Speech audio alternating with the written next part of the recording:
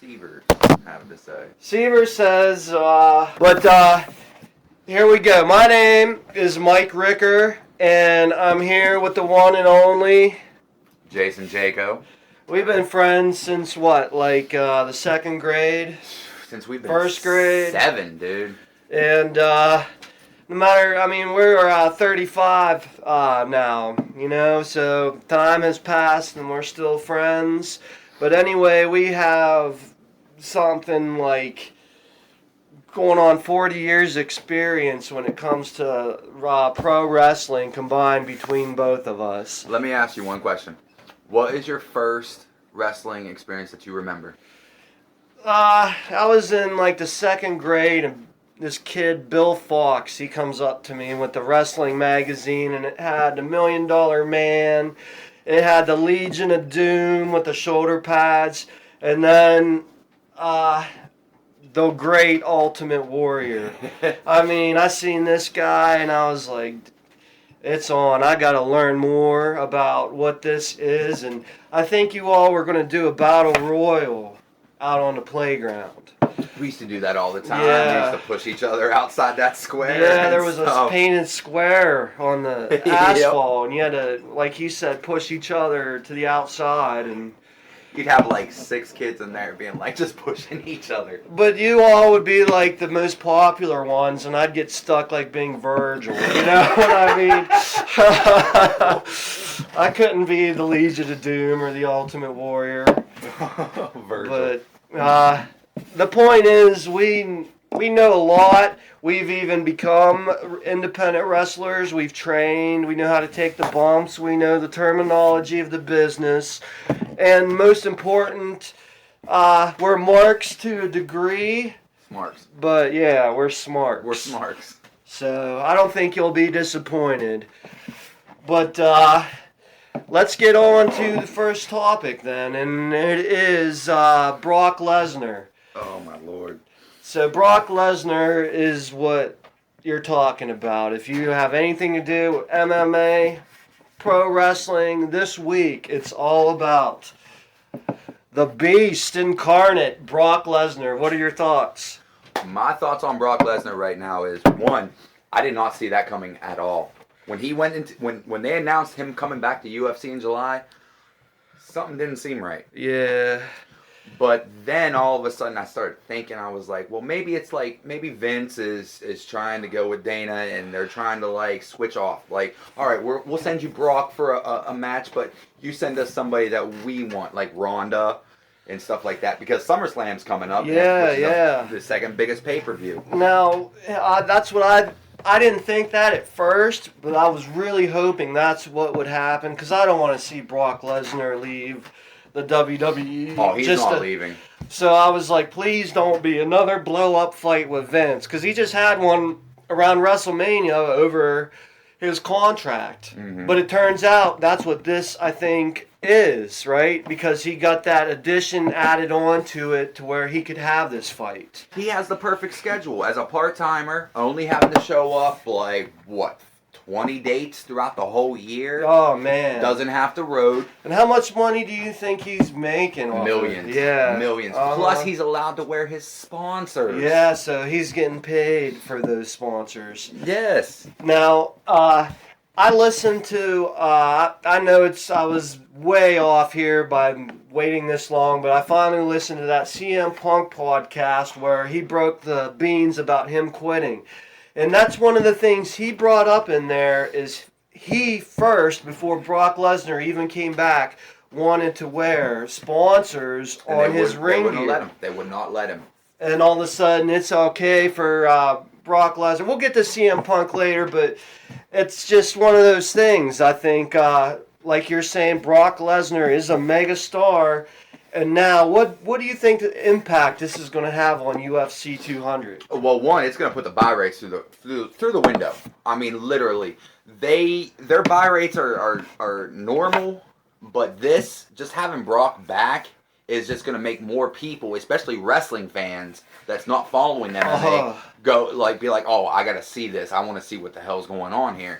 Because a lot of the wrestling fans and stuff, they wasn't watching UFC. No. Back in the day when Brock was fighting after he first left. So when he first went to UFC, he brought with them some of those fans. But now he's the older back. fans like us and stuff. But Yeah. these younger fans, these 19-year-old fans, these 18-year-old fans, they don't know nothing about that. The only thing they know is just watching stuff on like YouTube, just watching his fights and being like, oh, what is this? And now it's their chance to actually get to experience yes. this Brock Lesnar. And this Brock Lesnar is coming in and he's saying that for the first time in his probably career of being a wrestler, an amateur wrestler, UFC fighter on the practice squad for the Minnesota Vikings, he says he was 80% during all that time because of his intestinal disease. Yeah, he has like kidney problems. But it's fixed now, he said. And for the first time ever, he says he's 100%. And that's why I think he's picking this time at what he thinks is a bigger UFC being 200 to come back and prove that he is 100%. See, in my personal belief, and this is just my opinion, I don't even think it was Vince's idea. I don't even think it was fucking Brock's idea. I personally believe Dana White approached Vince McMahon saying, hey, I would like to have Brock back for one fight because it went too quick. Do you think it just happened because of the Conor McGregor fiasco? I think so.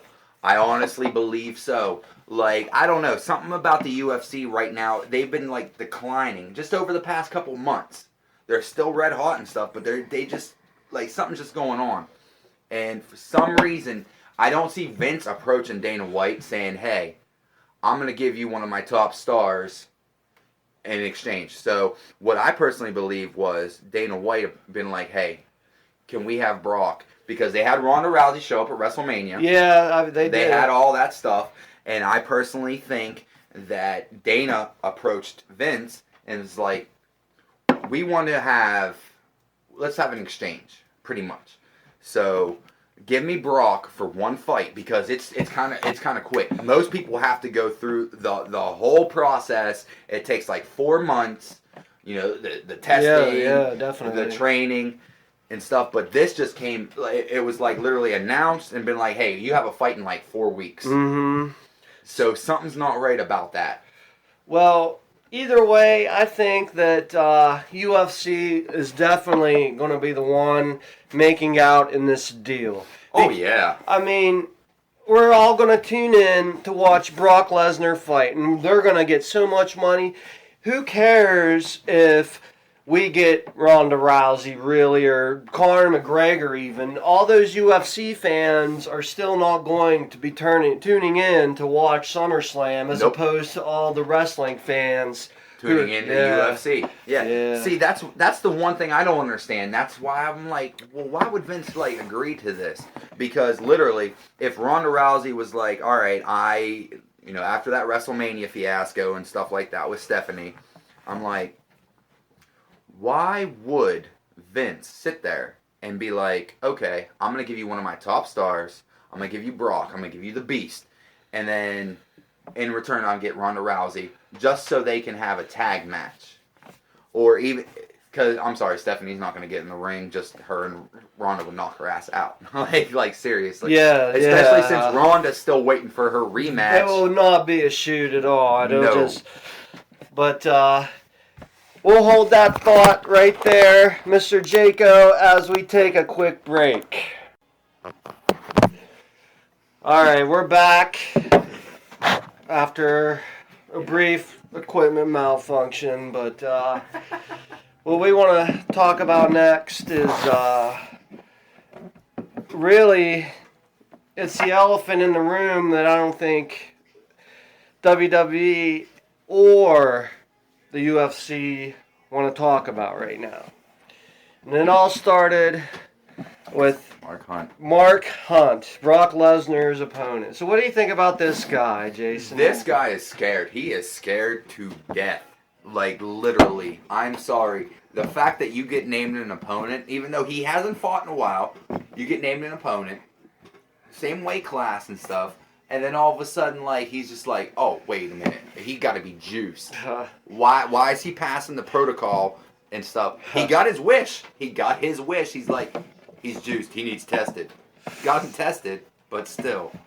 So this guy, he's just like on a waiting list to have a fight. He's just like, I don't care. I think my chances are all right. But then you get named Brock Lesnar is your opponent. And look at this guy compared to Brock Lesnar. Now, I haven't seen him fight, but when I Google his name, it does have his hand, raised up and like he's won a couple fights or whatnot, but I don't really think that's going to matter. I mean, Mark Hunt's won what, 5 fights? I'm thinking it's about 5 fights. He's not like he's somebody they're feeding to the beast. To me, he looks like a fat turd. I mean, he doesn't look like he's in any kind of shape. Not at all. And if I was him, I'd probably cry foul too. But what if, okay, Brock's coming into this, he doesn't think that he's going to be subject to testing. So, what if he is, okay, here's another what if. I know the WWE has a strict policy on their wellness program. You can't even take cough syrup. The first suspension's like a month. Yep, 30 days. Second is 60. Yep. And then you're fired, right? Yep. Okay. Now, do you think that this is in place for part-timers? No, I do not. I do not believe that people like Brock Lesnar or The Rock or anyone that's just coming back just briefly is getting randomly tested. What about, do you think Triple H himself? I think Triple H, being who he is in that family, is not being tested. But at the same time, I think he also upholds the standards. Yeah. Because I love Triple H. Yeah, he probably is the kind of guy who would uphold. Yeah, I don't see him. He doesn't need to be tested because they can look at Triple H and be like, all right, we don't need to test him because he knows how things work. And he's not doing that stuff. But when it comes to Brock, when it comes to people like Brock Lesnar or The Rock and stuff, those people that's just going to show up here or there, they're not getting tested. That's what everyone keeps saying. They're like, oh, why are they testing him? WWE has their own strict wellness policy. But at the same time, they're not sitting back thinking, hey, this person is a part-timer. They have no reason to check him. Randy Orton, yeah, he's failed I don't know how many wellness policies. Same with Rey Mysterio. Yeah. But at the same time, they're not sitting back thinking, be like, all right, well, Randy, when he is active, he's featured weekly. Yeah. Brock, The Rock, all these people, they're being featured for even the build up to like Mania or whatever pay-per-view they're going to be featured in. They're only being featured maybe out of a 5-week build-up, they're featured 3 times. Yeah, man, not even that. If you're The Rock, he'll show up one time, and the rest will be videos of him showing up that one time. Right? They record videos and be like via satellite, and everyone's just sitting back being like, what? So Brock's coming in thinking, all right, I was gonna get off this cycle, but now maybe I don't have to. I'm going into this fight, they're not testing me, and then I still got, a month before I got to worry about SummerSlam? Yep. So, now, here's the big question. If he fails... It's over. What repercussions do you think's going to happen to not just him, but both? If Brock Lesnar was to fail a drug test, not only would it look bad for UFC for announcing this match, he can't fight. They lose all buy rates. All the promotion that they just pulled is just gone. But it looks extremely bad for the WWE and their wellness policy. They'll be forced to suspend him. There's no other way around it.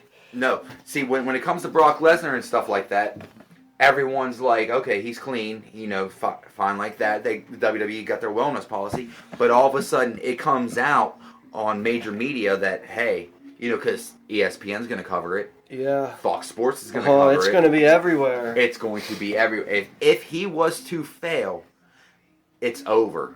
Like, I think it's more over for WWE. I mean, it's over for Brock.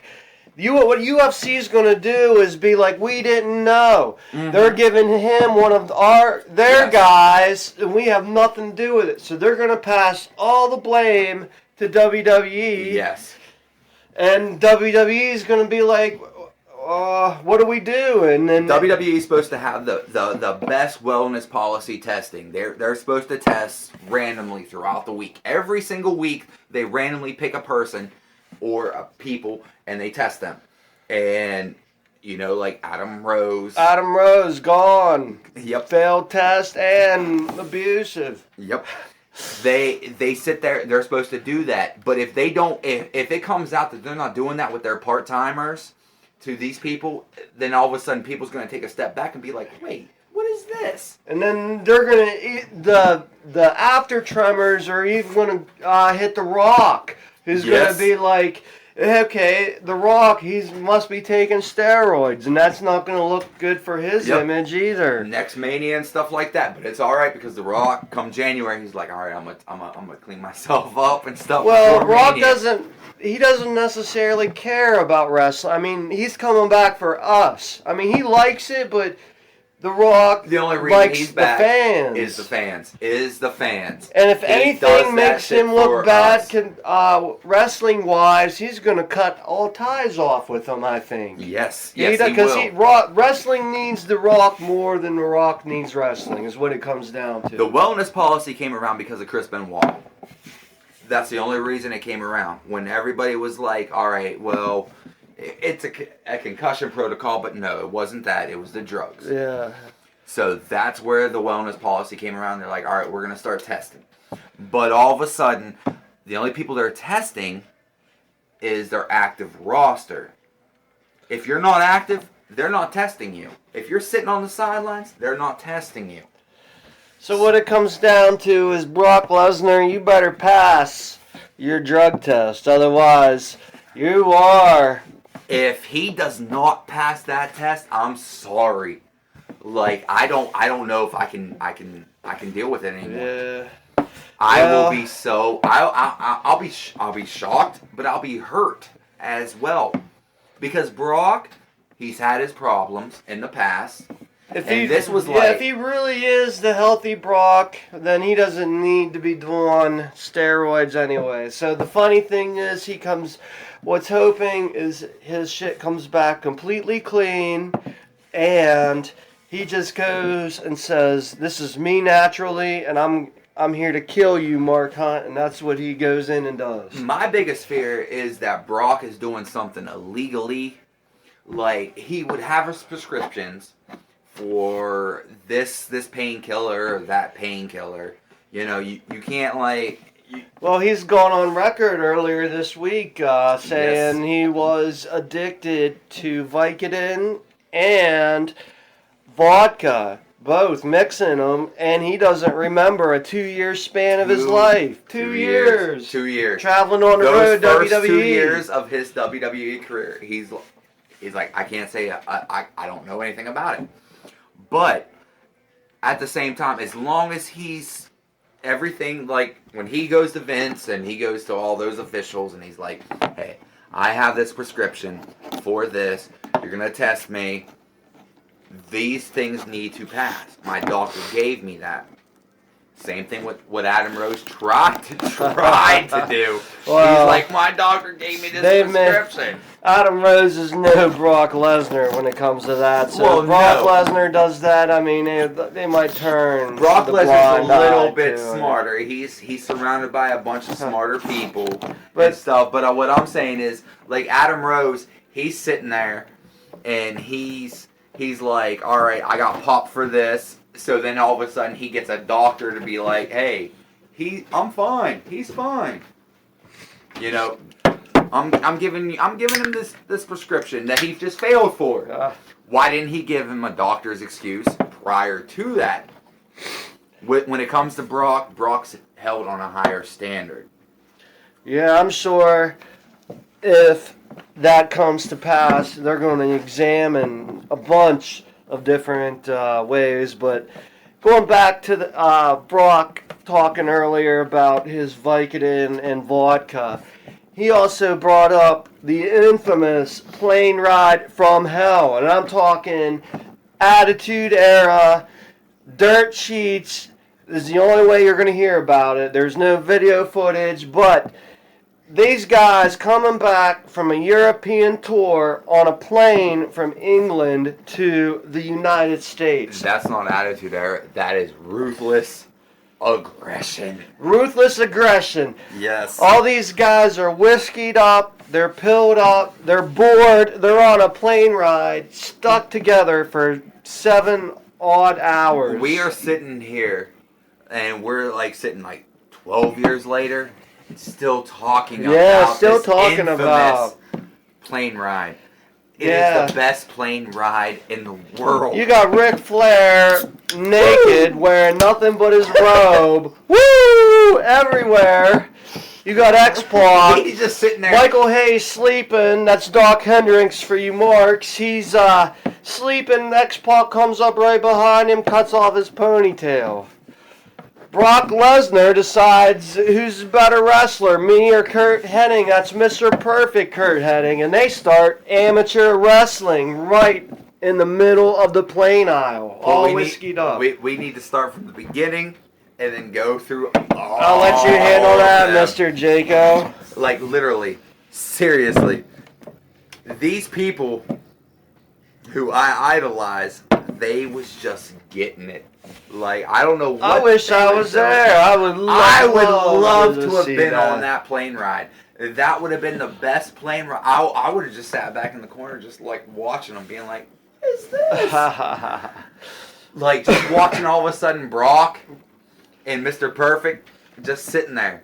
Mr. Drinking. Perfect, from what I Down some hear, whiskey. he doesn't back down from anybody. No. He says, won't. I'm the best. I'll take you on any day of the week, Brock. I would have loved to see who was the winner of that one. I would have loved to have seen Scott Hall doing his sexual assault, in parentheses, just being like, I really don't remember this one, so let's go through it. What exactly are you referring to? Scott Hall got so fucked up that he literally sat there and would sexually harass every single flight attendant that was on there to the point that, you know, they was shutting him down, being like, no, we're not doing this. That's the Razor Ramon he's talking about, Right? Scott. He took that toothpick out, he threw it right in one of them flight attendants' face, and then he just passed out. Say hello to my bad guy, my little Right. bad guy. That's what he did. He's like, say hello to my little friend. And then just crash. Scott Hall sexually assaulting all the flight attendants. What's Meanwhile, you got crazy- Ric Flair on the other end, naked, probably doing the same exact thing, with just wearing his robe. Exactly. You got Scott Hall, a little bit younger than Ric Flair. You got Ric Flair just walking through the aisles, just being like, woo, woo, just like flashing himself. And you got Scott Hall being like, baby, I'm going to do this to you tonight. And then just crashing. And they were just like, all right, Scott. What about Gold Dust? I remember he got released after this. What was his part in it all? One of the many times he's got released, but this is one of them. One of the, at least the 4. Gold Dust on this flight sat back drinking. All he did was just sit in his chair drinking until he drank enough. And then all of a sudden he wanted to start problems with this person and that person. And he's like, my daddy's Dusty Rhodes. I'm going to do this. He tried to drop a bionic elbow on some people. Bionic elbowing. The bionic elbow. Are these other wrestlers, or are they just random people sitting with these... See, that's the thing. I always wondered that. It's probably just their own private plane. That's what I was thinking. I was thinking it was just if a they're all private doing plane. drugs and drinking, it's probably some sort of private WWE plane they had. It had to have been, because if there was normal people around and stuff like that, these people would just be like sitting back being like, the hell am I watching? Brock and Kurt Hennig wrestling. Crazy times. Now let's whiskey wrestling. Let's segue on down to our next topic of the day. I know I contacted you. I watched this first. I thought, man, this is dumb. I watched it again. I said, this is pretty funny. I watched it the third time, and I think these guys might be onto something. And I'm talking about the Hardy Boys contract signing at their house with broken Matt Hardy and Brother Nero. Brother Nero, I knew you would come. I was cracking up. So you got Matt Hardy. He's coming out of his house. He's leering at nothing. It was a straight movie. Dude, like, I didn't know what I was watching. I thought it was a movie. Jeff gets on his motorcycle. He's riding by his pond, because we got to know that he's doing his motocross still with his Hardy Boys symbol stuck in the hills. How far away do these guys live? It just seemed like it was 10 seconds. Right down the street. Right down the street. They're next door neighbors. So he arrives to Matt Hardy. He finds his wife. That's a TNA knockout, is it not? It is now, because Matt brought her into that. I thought he was always banging these TNA knockouts. First, Velvet Sky. Don't mention Velvet Sky. I love Velvet Sky. But, like, literally, I could not believe what I watched. Literally. So the premise is Jeff coming off some sort of balcony with a swanton bomb, and he hits Brother Matt, who breaks his mind, who makes him delve back into his former persona, Angelic Diablo. See, Angelic Diablo, if you don't know, is Matt Hardy's first gimmick, and then you also got Will-O-the-Wisp, Jeff Hardy's gimmick, and you're seeing a reemergence of all four. When Matt was sitting there being like, we're gonna finish this.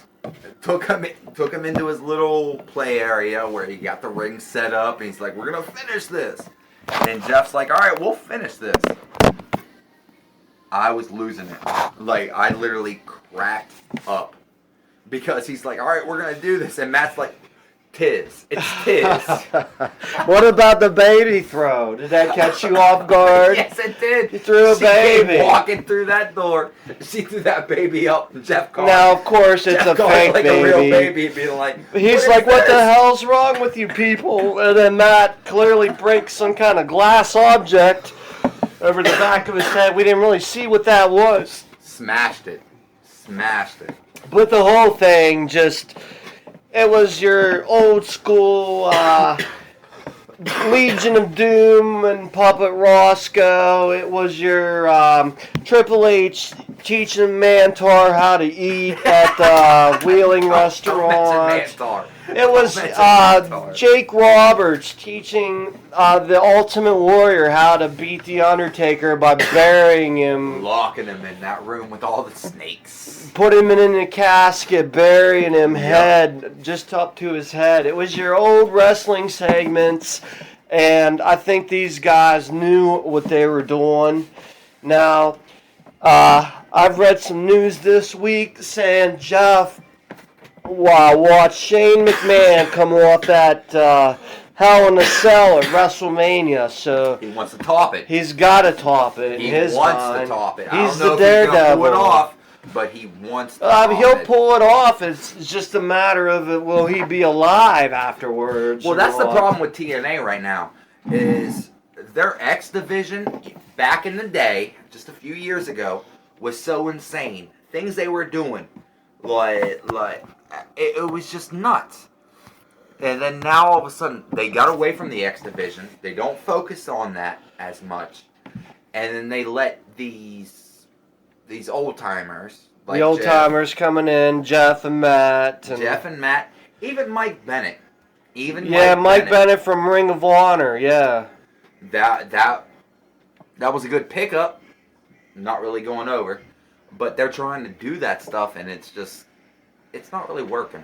No, I don't. Well, that brings me to my next point, is both Matt and Jeff have said that once their contracts are up, they're heading back to the WWE to finish their careers. I don't think WWE will take them back. See, I disagree with that, because Jeff, they will take Jeff back, and Jeff will make them take Matt back. Simple as that. Because Jeff left. When he left, he was fighting for the world championship. He was not red hot with that ladder match. Who's to say he's not red hot right now? TNA made him out to be a 200-pound juggernaut. Nobody can beat him. So he's coming back. He's not going to come back in the main event. He's going to come back, and they're going to fight the Dudley boys. And these Dudleys and these Hardys they've already went on record saying that's what they both want. That's a dream match. Now, I listened to the Dudley Boys podcast last night, and they were talking about all those old matches between Edge and Christian and the Hardys and the different spots and how they top each other. I personally feel that no matter what these new guys do or whatnot, it hasn't felt or looked. I mean, it might have looked as good, but it hasn't felt as important as back when the Hardys, Edge and Christian, and the Dudleys all did these matches. And for them, now obviously Edge and Christian, you can't put them back in the equation. They're both hurt, retired, but you're talking about Bubba Ray, the best shape he's ever been in. Devon looks exactly the same. Devon does. Then both of these Hardys, they're not out of shape, and they've obviously continued their crap. Matt's not in it as much as he was. Jeff looks exactly the same. Like, there's no lie. Jeff looks exactly. But wouldn't you love to see a Hardy-Dudley reunion feud? Oh, that would be great. Maybe culminating at wrestling. Now, Jeff, I listened to. He's like, I want to end my career headlining WrestleMania. Now, I don't see that happening unless some unforeseen forces are like, let's make you main event again when he returns. See, that's the same thing with Kurt Angle, though. Like, Kurt Angle wants to end his career in the WWE. They don't want him back, Everybody wants to end their career. But Kurt Angle has had problems, is why they don't want him back. He keeps getting DUIs. He's got drug problems. It's the same way with Jeff and Matt. They have their own problems. They have a lot of personal stuff that they're going through, and that's why they're in TNA. Like, why don't they travel to New Japan? Why don't they travel to Mexico? Well, I think what it'll take, they have their problems. Just like Bubba Race, put him in a Royal Rumble. Let the fans show that, hey, we remember this guy. We never forgot him. We want him back. That's why the Dudleys are back. Pop. That was a huge. When Bubba Ray showed up in that Royal Rumble, that was a huge pop. I don't know when. I didn't believe that Devon would show up. I never seen. Well, the crowd they chanted at the Royal Rumble, "We want Devon," and powers to be they heard that, and that's why they're both back. That's the thing that Vince needs to realize is what the fans want. Like, it's very, very tricky. It's very hard. It is. The fans want so much stuff, but at the same time, Vince can only give them so much Yeah, but at the same time, he's feeding us Roman Reigns. I mean, Roman Reigns. Started on Roman. And he doesn't care. His philosophy is love him or hate him, at least he gets a reaction. And I hear that. At least people are booing him. But people, if you're listening, if you really don't like Roman Reigns, and we don't. I don't. Not at all.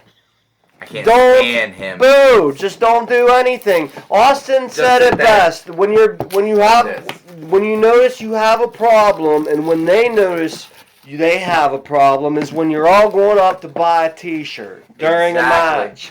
See, that's the problem I have with Roman Reigns, is the fact that everybody hates him. Everybody hates him, but they want to boo him as soon as he comes out. But they're still gonna buy his T-shirts.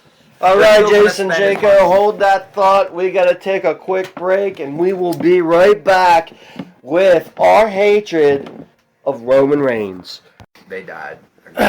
Weren't They you supposed to move to that? died. We're good, but yous are both bad. Especially you. Well, now, I listened to... For Jason Jaco, this is Mike Rickers saying until next time.